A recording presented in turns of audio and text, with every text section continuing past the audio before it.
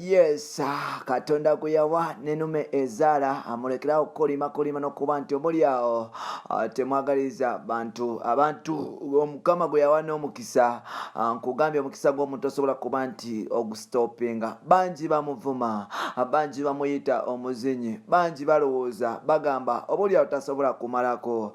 Mukama akyali naye. Kenzo azeemu n'akuba ba Rema Yakamala. Kenzo azeemu n'asomoza abo abalowooza okuba nti oboolyawo basobola okumussa wansi. Mukama akyamusitula. Wetwogerera mu Hollywood, America, musajja mukulu amanyikiddwa nga Eddy Kenzo awangudde Awaadi Best International Male Actor. Yes, Best International Actor Male Africa.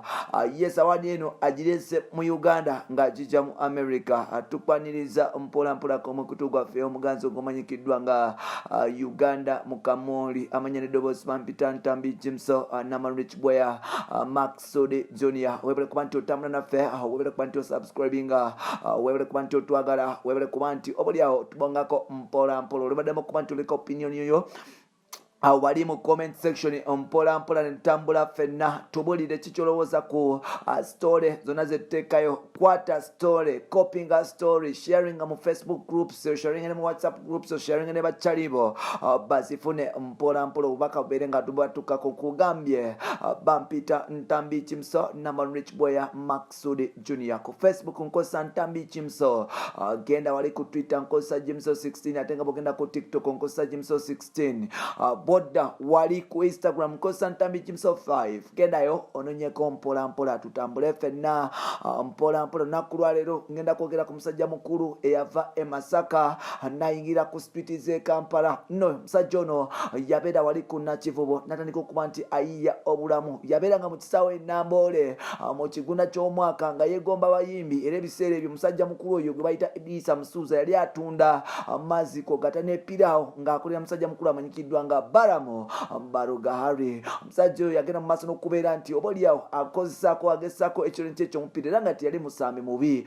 Musajja mukulu oyo yagendanga mu Express ne Sports Club Villa n'atandika okuba nti asama omupiira wabula Sports Club yasobola okuba nti emutwala mpola wali ku kasaawe kaabwe akali wali ekibuli tebayita AC Villa oba kayite Villa Park. Mpola wali ku Villa Park n'agenda mu kisaawe Namboole Nakivubo n'atandika okubeera nti afuuka boloboy wano.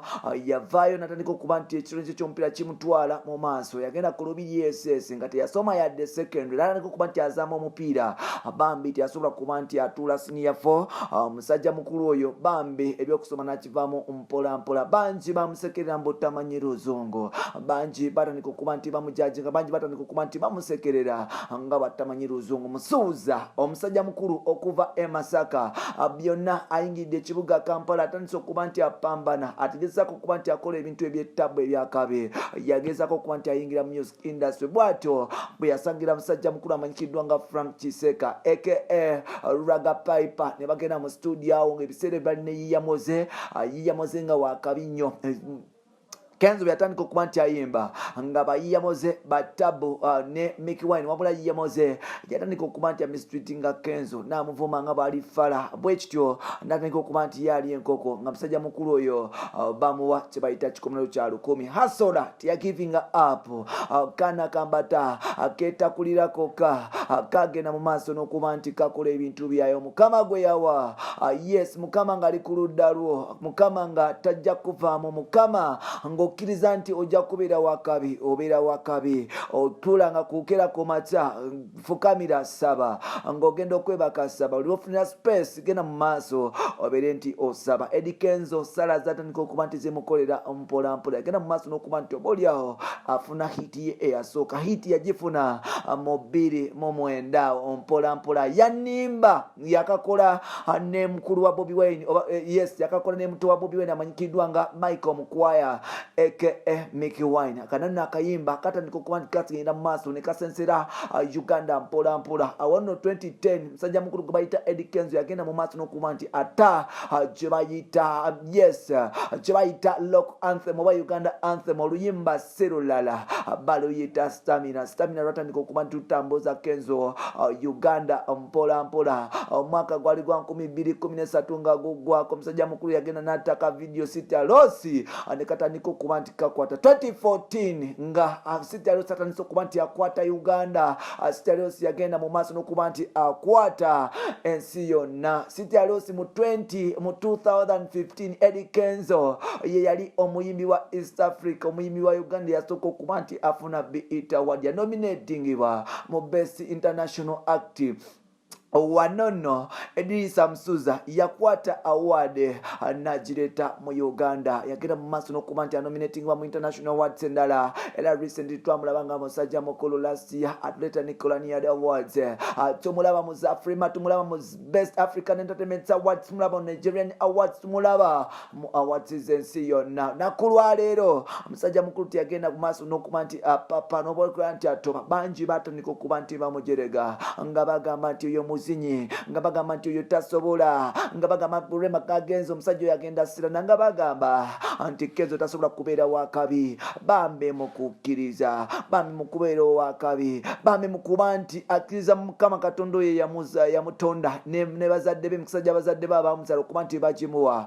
Kenzo agenda mu maaso n'okuba nti awininga mpola mpola nga yakamala okuba nti afuulibwa brand ambassador owa tourism ambassador wa Uganda. Musajja mukulu yafunawo awards endala era nga ne leero agenze mu maaso n'okuba nti akola ebyafaayo ebirala mu guno omwaka ogwa COVID. Yagenda mu maaso ng'akola ebintu ebirala bwe twogerera Kenzo. Wetwogerera nkiddamu wetwogerera musajja mukulu amanyikiddwa nga Eddy Msuza yagenze mu America wali mu Hollywood n'abeera nti ali nominated mu kyebayita Hapa Awards. Wanono yabadde Best International Male Act.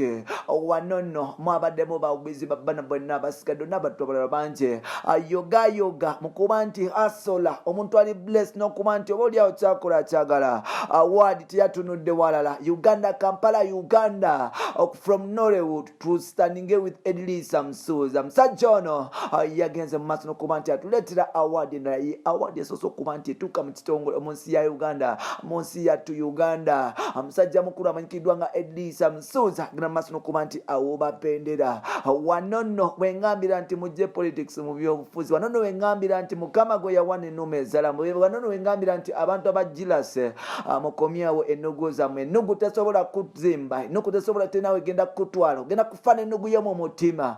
Eddy Msuza akola byafaayo mu mwezi ogwa COVID, mu mwaka ogwa COVID agenze mu maaso n'okuba nti awangula yadde nga yali ategese gye bayita Eddy Kenzo Festival ku Irugogo Bukololo airstrip netabeerawo bangi abaasunga bangi abaajogerera. Musajja mukulu ne bwe yagenda mu Ivory Coast n'asiraniayo nnyo ne basikota bangi abaasunga naye ate Mukama teyasobola mu maaso n'okuba nti amulekerera. It is this quarantine time nti Eddy Msuza asobodde okuba nti oba oliawo aweza 1 million subscribers ku YouTube. That is money, that is marriage. It is this quarantine period nti musajja mukulu ono yageze mu maaso n'okuba nti afuna 1 million ku Facebook, Instagram n'ebisigaddeyo.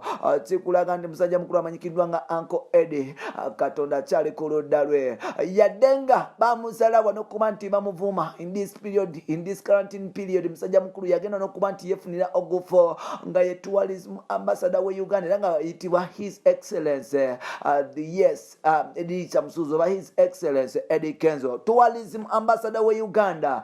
Byonna abikola oba tourism ambassador oba oliawo tebamumwera bwa bwerere. Ageze ne mwaso n'okuba nti representing mu mawanga amalala. Eddy Msuza nkyeddamu. Eddy Msuza yekkaye muyimbi wa Uganda yakasooka okuba nti traveling amawanga agali nga 62 ng'agenda representing Uganda nga representing sima mu byakuyimba sibya politics si byati wabula amawanga nkaaga mu abiri ng'awuba bendera ye Uganda. Kenzo, big is big and always big is one. Well, yes, big is big and always big is ever one. Omusajja mukulu amanyikiddwa nga Eddy Msuza agenze mu maaso n'okuba nti atekawo level, agenze mu maaso n'okuba nti yeesodeyamu, agenze mu maaso n'okuba nti abikolera Uganda, agenze mu maaso n'okuba nti yeegatta ku baddusi b'e Uganda mu kalantini n'abiwangudde byonna abireeta. Ne lwaleero yagenze mu Hollywood n'aleeta Best Male Artist Award wali mu International Act mu HAPA Awards ziri Uganda. Omusajja yaziwangudde mu Uganda, ye tourism ambassador we Uganda, ate nga ye African Prince, ate nga ye yes ye Young Mandela. Bamuyita freedom fighter Eddy Msuza. Pampita Ntambi Jimso, webale nnyo Kenzo kuba nti owuba bendera ya Uganda. Tukwagaliza birungi byerere. Yes, big up on yourself.